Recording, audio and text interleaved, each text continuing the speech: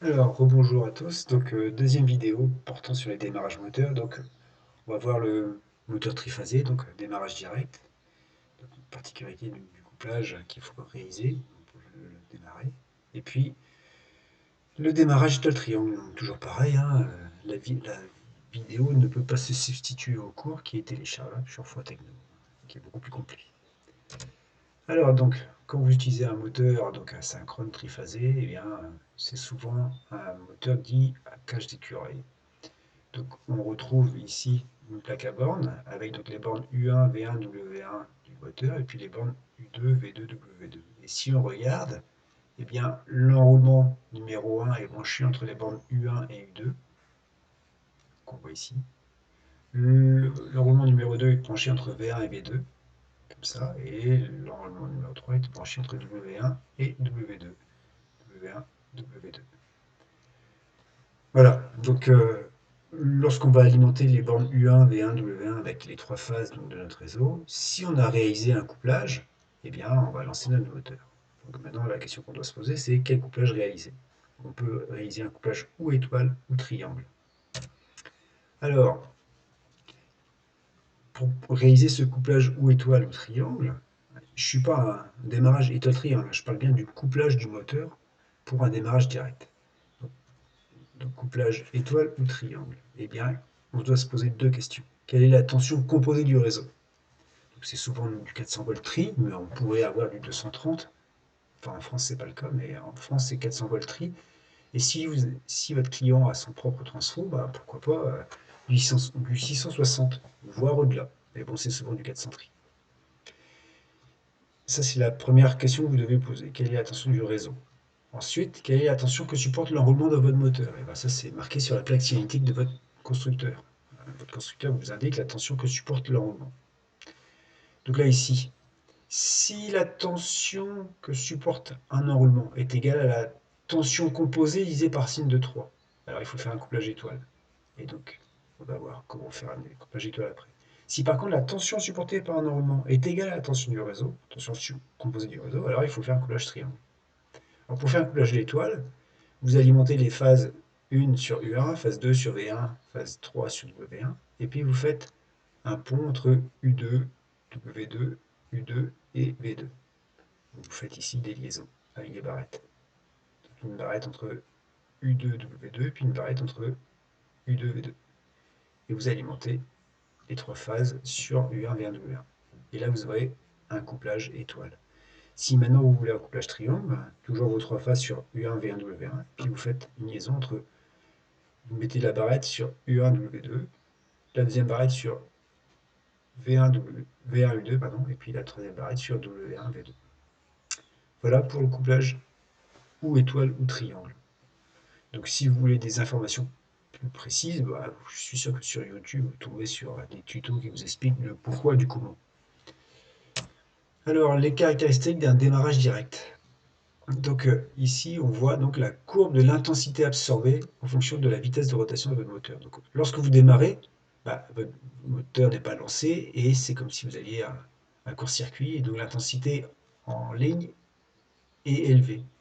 Et plus votre moteur va prendre de la vitesse et plus l'intensité va diminuer jusqu'à atteindre l'intensité nominale, donc à la vitesse nominale. Voilà.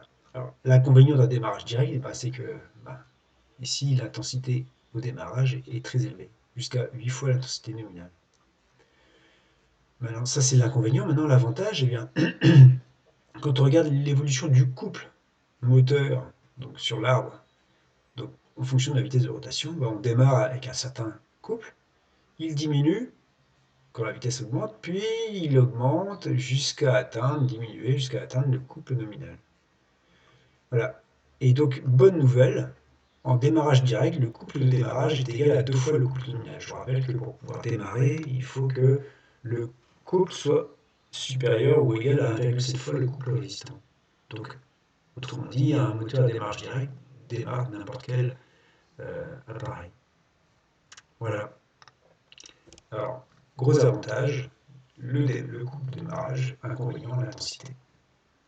Donc sur les gros compresseurs qui consomment beaucoup d'intensité, bah, on ne fera pas du démarrage direct puisque l'intensité en ligne pourrait faire tomber le réseau. Alors, électriquement, on a fait ça X fois, donc on retrouve ici l'intergénéral, et puis là, ici, la ligne d'alimentation d'un des moteurs, donc dans une installation. On retrouve le moteur thermique, le contacteur moteur, et puis le moteur via les bornes. Voilà donc pour le démarrage direct.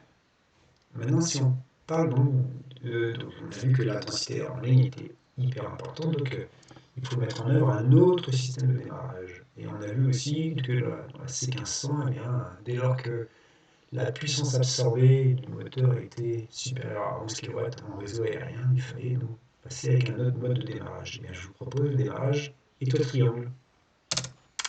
Alors, du coup, bon, on vient de le voir, l'intensité de démarrage direct est très importante. Donc, pour limiter cette intensité, on va faire un démarrage en deux temps. Démarrage en étoile, puis quelques instants plus tard, on va basculer en triangle. Ça donne quoi? Je vais avoir trois contacteurs. Un contacteur dit de ligne, un contacteur pour créer le couplage étoile et un contacteur pour créer le couplage triangle. Je démarre mon contacteur de ligne avec un couplage étoile, et lorsque mon moteur est lancé, je bascule de couplage étoile à couplage triangle.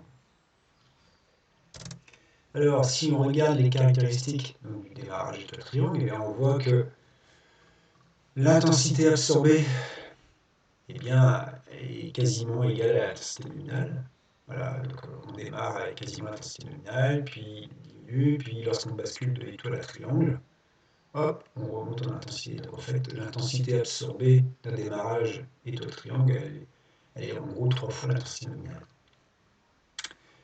Ça, c'est la bonne nouvelle. La mauvaise nouvelle, c'est que votre couple de démarrage est de 0,5 fois le couple nominal. Donc, on retrouve ici, vous démarrez comme ça, votre couple augmente, et puis lorsque vous basculez d'étoile à triangle, vous retrouvez votre couple, l'allure du couple démarrage direct. Voilà. Donc voilà, donc ça c'est l'inconvénient. Le couple de démarrage d'un étoile triangle est inférieur au couple nominal, donc au couple résistant.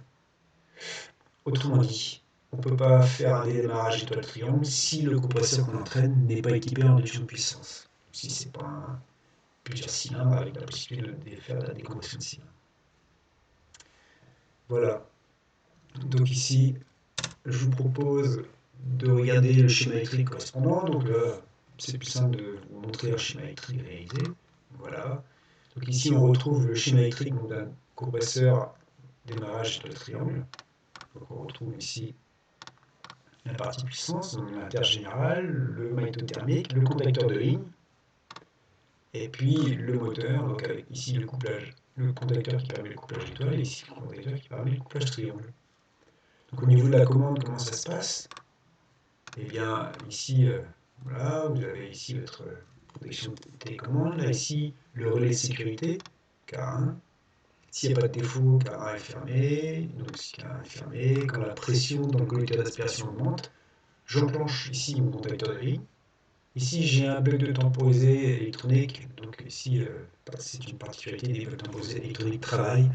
Ils sont en série avec un relais auxiliaire. Donc, dès que Caïman est alimenté, eh bien, je lance ce bug temporisé. Ce contact reste fermé 3 secondes. Et donc, en même temps que j'enclenche Caïman, j'enclenche ici KM2. KM2 qui est mon contacteur donc, de couplage étoile. Mon compresseur démarre en étoile. Et 3 secondes après, qu'est-ce que fait le bloc? Il enclenche KA2, et KA2 ici coupe le couplage étoile et enclenche le couplage triangle.